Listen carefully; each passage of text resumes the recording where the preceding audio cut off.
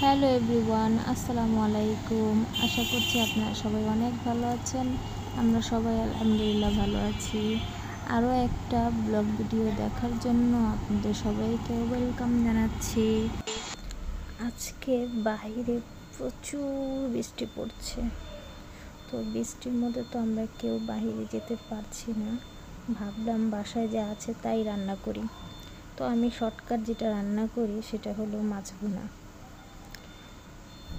এখানে আমি এক চুলাতে একটি কড়াই দিয়েছি, কড়াইতে তেল দিয়েছি।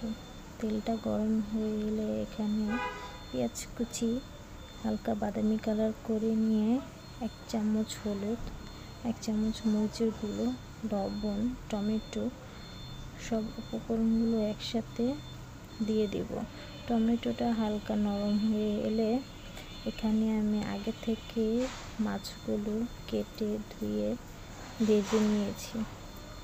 তো মাছগুলো আমি কড়া করে ভেজে নিয়েছি, যাতে মাছগুলো ভুনার মধ্যে দেওয়ার পর ভেঙে না যায়।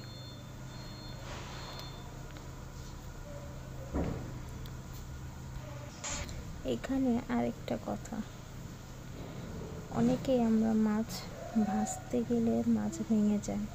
এর কারণ হচ্ছে আমরা তেলটা গরম না করে মাছ ছেড়ে দেওয়ার কারণে মাছটা ভেঙে যায়।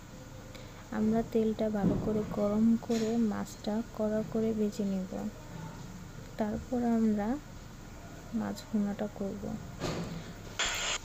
এখানে আমি সামান্য পরিমাণ পানি দিয়েছি। আমি এখানে কোনো ঝোল রাখবো না।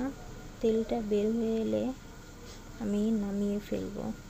এখানে আমি সামান্য কিছু ধনেপাতা দিয়ে দেব, আর এখানে কাঁচামরিচ দিয়ে দেবো। কাঁচামরিচ ফালি করে দেব, যাতে কাঁচামরিচের ফ্লেভারটা মাছের ভিতরে চলে যায়।